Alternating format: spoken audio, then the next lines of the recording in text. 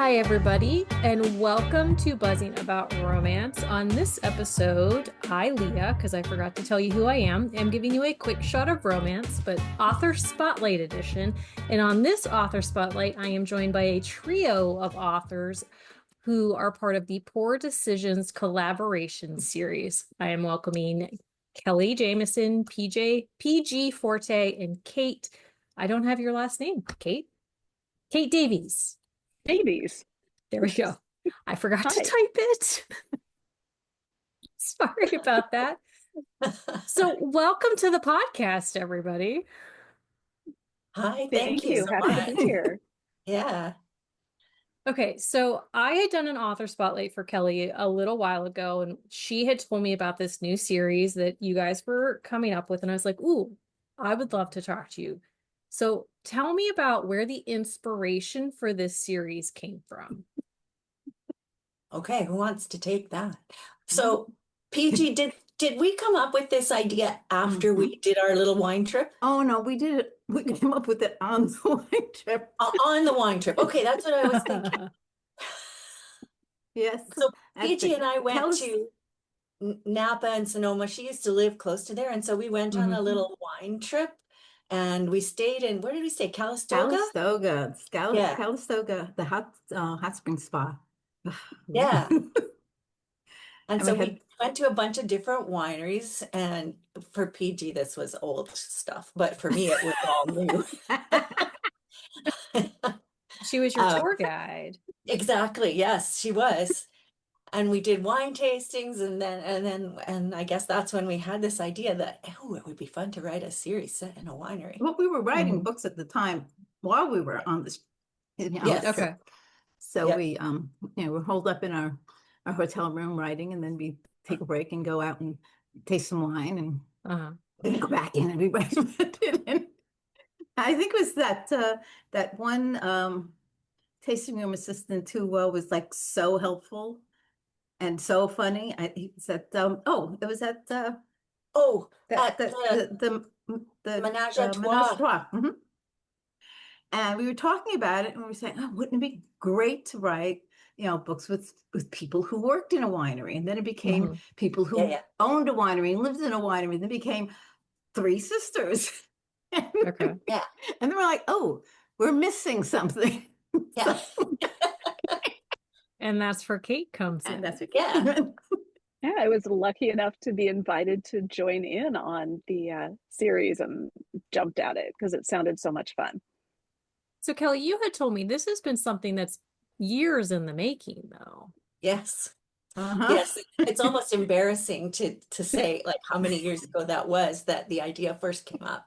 Mm-hmm. But we never let go of it totally. I mean, there was timing issues where, I had contracts and deadlines and I couldn't work on it. And then when I had time, somebody else had deadlines and contracts. And anyway, we didn't give up on it. I moved twice. Yes. I mean, that's no easy feat. Yeah. And then I had a couple of years of, or maybe it was a good year of like burnout when I wasn't writing at all. Mm-hmm. We This was all, Well, all- probably at different times. It was not convenient. at different times. Mine stretched basically most of the time. This is my first new book in 9 years. So I'm very excited to be Yes. back. Mm-hmm. That's right. That is exciting. So the sisters themselves, like they're very different, but they all have similar issues like abandonment, like family, like dynamics are not so great. Like they've kind of splintered, and it really is about coming home and finding themselves and like who they are and who they really are along the way. But you each have different tropes and things like that. So how did you decide who was going to get what sister? Oh, I wanted Allegra. Yeah, that was a So non-negotiable. you're like, I licked her, she's mine, like dibs on that.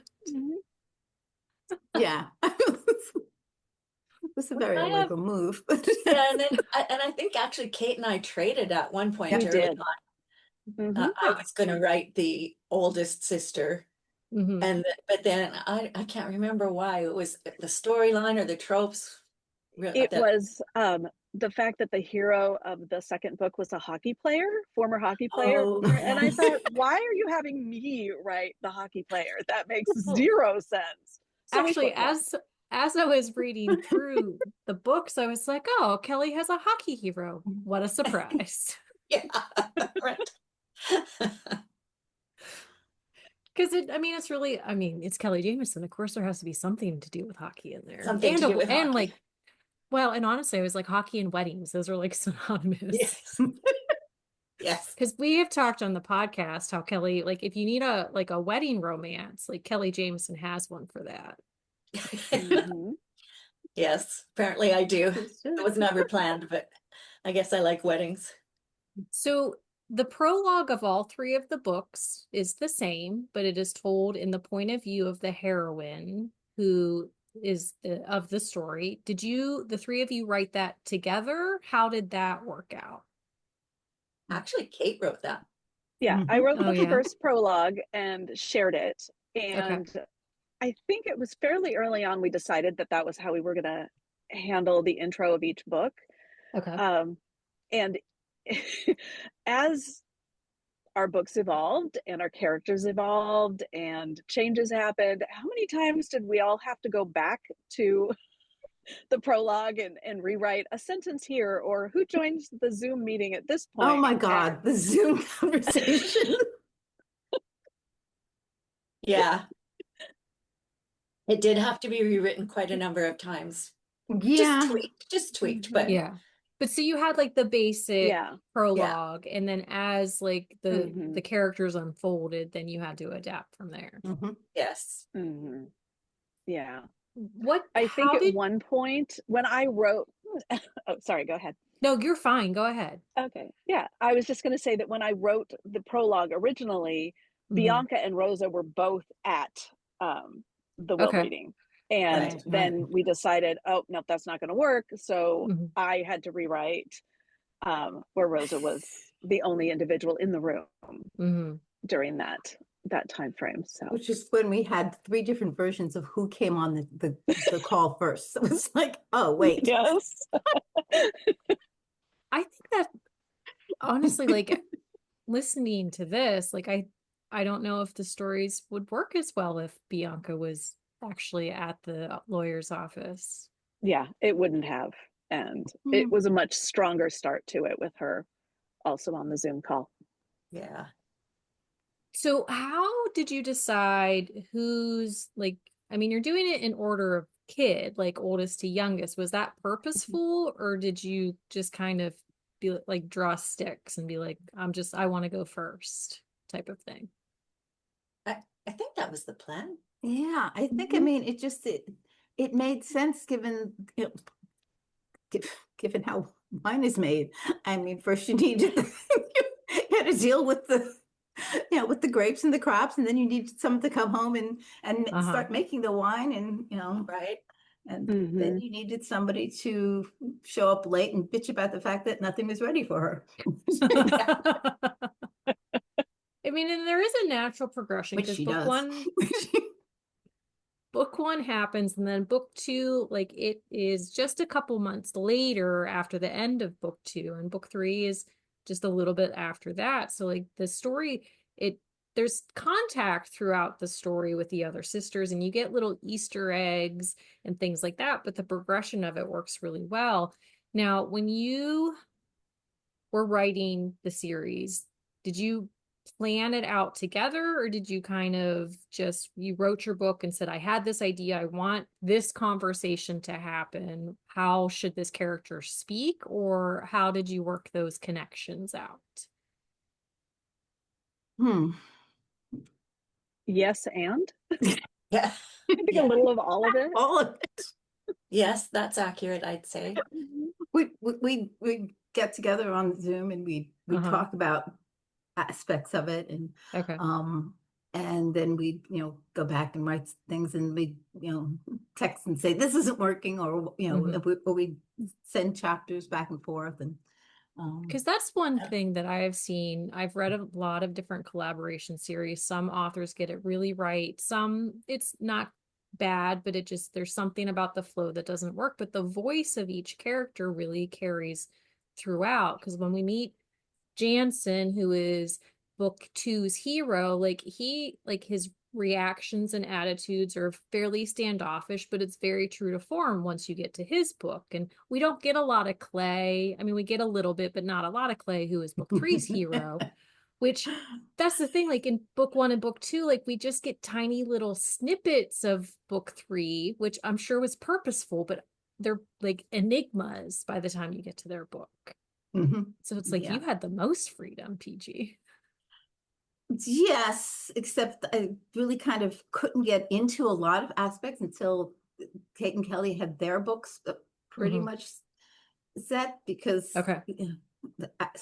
I didn't know what was happening. I didn't know whether, in fact, Mm. I was like, okay, where did you leave off with this? Or where, what happened, what's going to happen with, because, I'm like, So like I you don't had know. ideas, but if Kelly didn't do it in book two, then it wouldn't have worked. But Kate had to Right. go from book one, like the flow had to go from book one to book two. So would you say this was one of the hardest books you've written as a whole? No. No.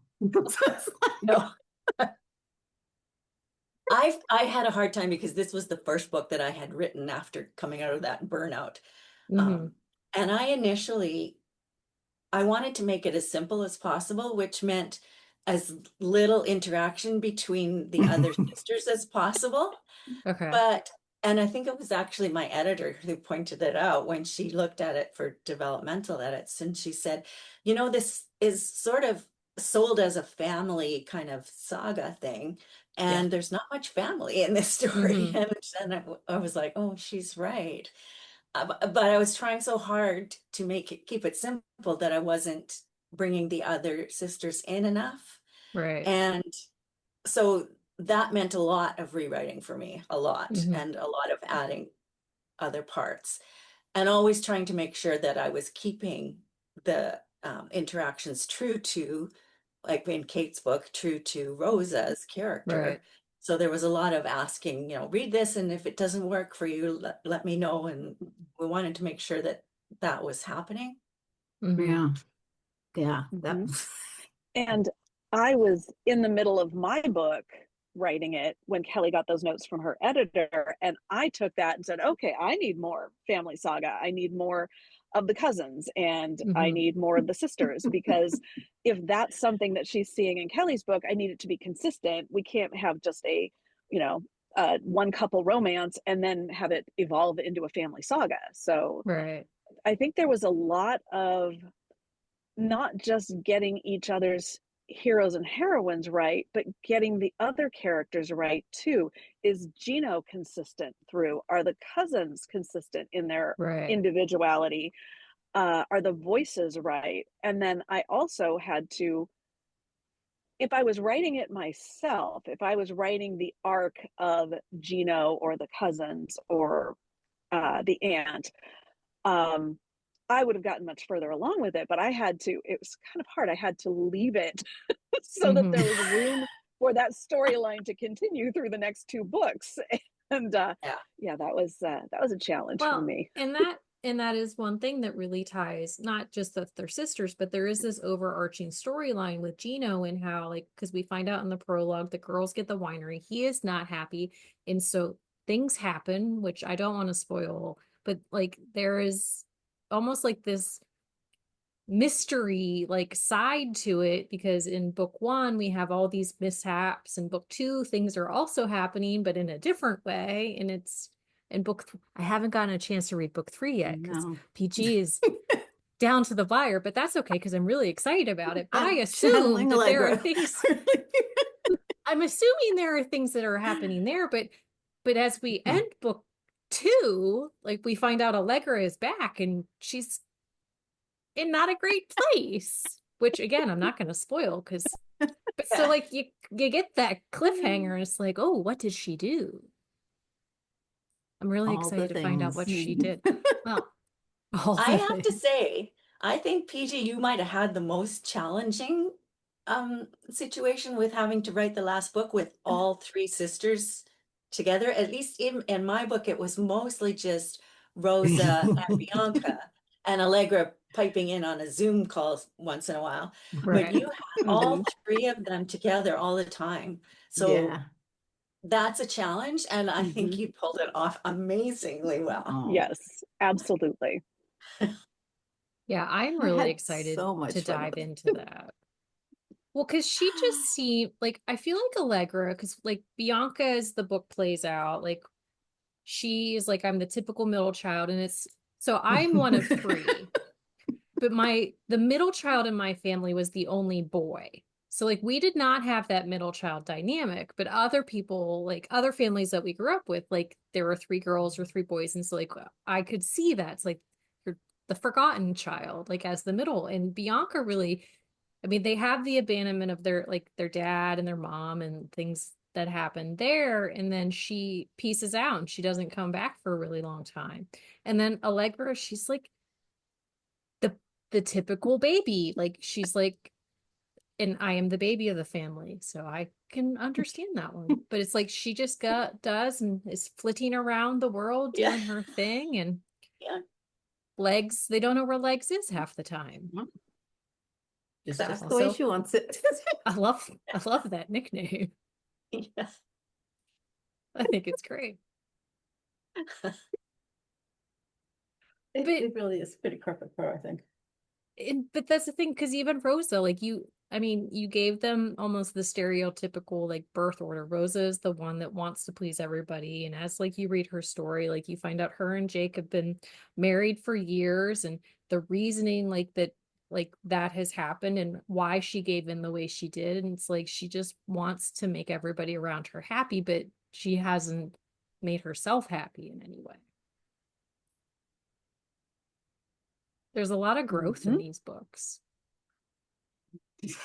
Yeah. Yes. Yes, there is. And They're just all that was a smiling and really nodding right now, fulfilling part. since nobody can hear anything. There's just a lot of nodding and smiling. What were you going to say, Kate? I was just saying that was one of the things I really enjoyed about this project, was to be able to take characters and show that growth, and not just my characters, the Right. side characters, and being able to bring them a little bit along and then see where they fly with the other authors. That just was so much fun. Well, and there was a moment towards the end of Bianca's book where she has decided that she's leaving again, because that was always the plan. And Rosa and her are having this conversation. It's like, we've always respected you, but you've never seen that side of it because you've been so in your head. And I was like, that's a really important moment, because that was a big part of her thing. Like she was never seen, but she almost forgot that she also has to see that she's seen, because it goes both ways. Like there is respect there. It's just not in the way that she thought it was. And I mean, Gino didn't seem to respect any of them, but we'll find out why later, I assume. Gino. We find out enough, I think. Yeah, enough. Well, way to keep us hanging. You find out enough. Find out enough, yeah. Because we might be keeping you hanging past the third book. What? Oh. Is there gonna be I don't more? know. Well, that's a good question. Because we have cousins. Yes. Yes, we do. I mean, you're not saying no. No. No. It's possible. It's possible. No, we're not. I'm saying that I've called dibs on somebody whether or not the books get written. Oh, yeah. I see how it is. Again. Yeah. Yeah. And the biggest challenge is everybody's schedules. Yeah. And what else they're working on. So Mm-hmm. I am really hopeful that it's not another 9 years till my next book. And so Well, I hope it's not another 9 years to your next book, because I really enjoyed your story and the way it played out and your characters. And and all the things. And I will have to Thank you say, I so do much. love the titles. So we have No Way, Rosé, Gone with the Wind, and Que Sera. I don't know how to Sarah. pronounce Syrah. Is it just Syrah? Because it's one of Yeah, those words where you see it and Sarah, you're like, Sarah. Yeah, it it's doesn't slightly seem like different, but it's, yeah. Mm-hmm. Yeah. Well, and I have hard words are hard and it's hard to pronounce things correctly sometimes. But I just really enjoy the titles. Like there's the perfect puns. Yeah. I love a that good was the pun. Yeah. best Zoom call we've Trying to Oh, make we had the so much titles. fun. Yeah. Mm-hmm. So you could narrowing it write down like to three was forever really hard. just with the titles that you came up with. Mm-hmm. We do Well, have many other possibilities. Epcot did Let's some of just, those too. Yeah. so have I. Have you called dibs on different ones though? Because there's the question. Yes. Oh yeah. Mm-hmm. Because you might have to duke it out if not. Yeah. Right. So let's talk a little bit about Allegra and Clay. Like I said, I haven't gotten to dive into them yet.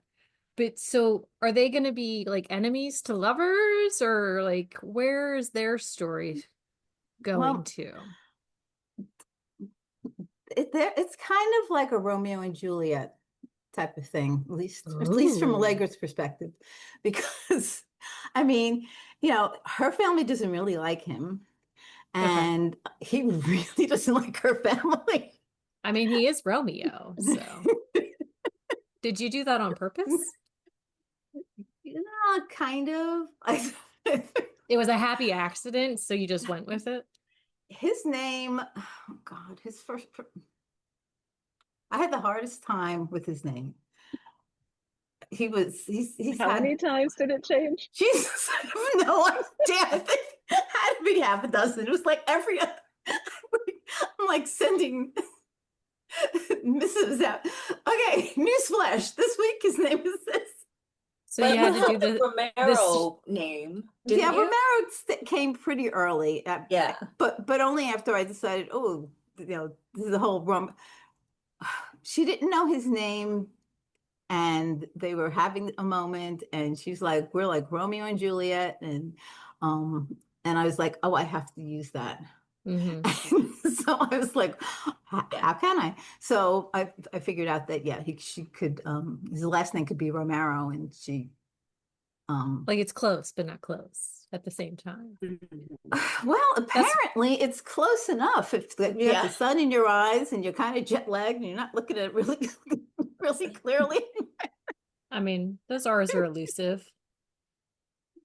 And you start Yep. calling the cop who pulled you over Romeo, and he's not impressed with this. Pretty well. I think she is just going to be a ball of chaos. Yeah, I hope so. I'm nodding, but nobody can hear me nod. Yeah. I hope so. That was the It's plan. super fun chaos, though. Fun chaos. Absolutely. Some of the I characters I think love so. a chaotic Other heroine. characters- Yeah. I do. Yeah. Mm-hmm. There's just something about them. It's probably like my undiagnosed ADHD that Yeah. I really like. I like identify with a chaotic heroine. Many Well, of us do. Yeah. I don't know. Hopefully, it's not giving much away. But at one point, we got a character who describes her as manic pixie dream heiress. I Oh, love wow. that. That's fantastic. Yeah. Oh, like a tiny little package of chaos. Mm-hmm. Very entitled. Yeah. So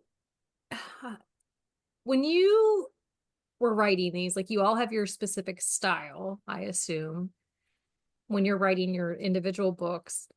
And I know that you like there's a lot of collaboration there, but was there more differences in the way in which you wrote the book itself, even with that, or did it kind of follow your typical style?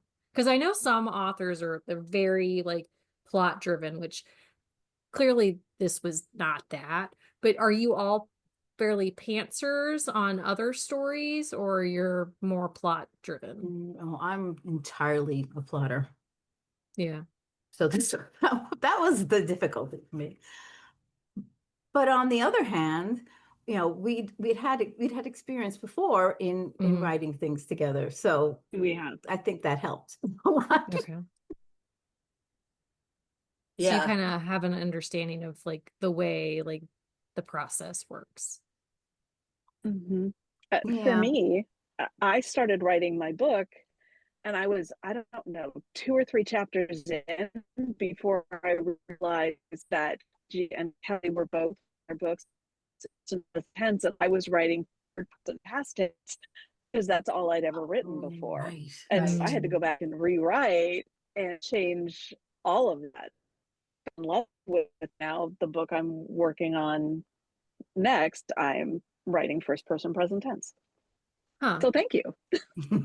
Yeah. Well, Yes, I recall that. Yeah. there are actually a lot of authors who are making the switch from third person to first person, Mm-hmm. and they find it very freeing. I hate Yeah, it. Absolutely. I agree. I didn't think I would like it when I started it. Mm-hmm. It was Same. years back, but now I just love it, and it does. It is freeing. I love getting. I mean, I wrote deep third person, but with first person, getting right into their heads. I love it. Yeah. Mm-hmm. I find it depends on the character and the voice. Mm-hmm. Because if you don't have the voice, then it's just, I don't know. I mean, it's just It like loses something. yeah. So Mhm. yes, that took a little while finding their voices. Yeah. Well, and there are some authors who like they say like I'm a third person writer, I'm never gonna switch, and that works for them. And some like Yeah. they only do first person. And I mean, there are some readers who they're very anti third person. Honestly, if you give me a book that's worth its salt, I will read it. It doesn't matter if it's third, first, or honestly, I'd read a book in second person if possible. I As read a long short as story in second person once. It was I enjoyed that it. would be hard. Like that would be so hard, I think. It's challenging. Yeah. Well, and it's like that forgotten like number. It's like the middle child. Yeah. It's like it exists, but nobody really talks about it. Yeah. So are you like, since once the series wraps up, do we get an epilogue at the end of book 3 that like everybody that ties everybody back together again, and like special epilogues in everybody's points of view? Oh, The same well, scene and the points of there view, like definitely we is an have the epilogue. prologue. Yeah. Oh, there is an epilogue. That's There is an I'll have actually, to tell. epilogue. there is not actually an epilogue at the very end from each character's. No. That's true. Mm-hmm. But that's what the Christmas story's for. I mean, I knew at the end Yeah. of like book 1 that we weren't going to get something then, because book 2, Yeah. like the time hasn't happened yet. But by the Yeah. end of book 3, like they're all together, they're all home, they're all blissfully Yes. coupled up. Mm-hmm. I mean, A Christmas story would be a good way to do that. I know. Yeah. We could like do it in 3 parts. there you Yeah. go. See, I'm Yeah. just adding more work for you. Yeah, thanks. Well, we already have the cover. So it's like, Oh my God. So you designed all 3 of these covers, did you not? yes. And so you were like, oh, they need a Christmas story. I'm just going to make a cover and tell everybody later. Yeah. Yeah, We pretty need a much. Christmas story cover. We need a box set cover. We need some cousin when covers. when I'm supposed to be writing, we need covers. Yeah, just a Well, distraction. Graphics and more graphics. why not? But they're So book, amazing. I love them. I think these covers are fantastic, and I will say I love the fact that they have faces, because we get a lot of illustrated covers that don't have any faces, No. Yeah. and I love a face. I think there was an entire Zoom call about that. Many of mine. Yeah, I think so. Or at least several emails. Just put my opinion out there on that one. So book 1 and book 2 are currently out and available for you. Oh, Kelly froze, unfortunately. Book 3 is coming soon. It comes out the 27th. Tuesday. So at time of recording, it is not out yet, but at time of episode drop, it will be out. So, but yeah. So it's been like every couple weeks. Why did you decide to drop them the way that you did? I don't know. Why did we decide that? I That's a good question. I was part of another multi-author series, and we had them come out. Was it 2 weeks or was it more? I thought we had done it more and really stretched wasn't it it out. once And a I month? thought that was once a month. And I thought that was too long. So I think that's kind of why we went with 2 weeks. Well, wait, didn't you also have a Christmas collaboration that came out every week for a few weeks? Right. Oh yeah, the So we short kind of story like, ones. I think we split the difference and said, Yes. Yeah. I think the 2 weeks works well because a lot of people, like I personally, can read a book in a day, but a lot of people it takes time to really dive into a story. And I think we wanted, if somebody reads it, we want them to be eager to read the next one and to have it there for them. Well, they will be, because I definitely, once I finished Rosa and Jake, I was fortunate to have Bianca and Jamieson like right on my Kindle there, and I will be diving into Allegra and Clay's as soon as they're there. But thank you so much for, first off, writing this series, because I think it was a really different way to approach like a family winery series, because we get them, but it's different, like that inheritance side of it and all of those things. I really enjoyed the approach that you made in your characters. And thank you so much for coming on and chatting. Thanks for having us. It's been great. Yeah, And this was super fun. Thank you, Leah. Yeah. Thanks. And until next time, happy reading, everybody. Find us on Instagram at Buzzing About Romance or on Twitter at Buzzing Romance. If you like the podcast, please leave a review. If you'd like to support us directly, join the Bookcase and Coffee Patreon and receive exclusive content only available to Patreon members. Check out bookcaseandcoffee.com for our on-the-shelf show notes.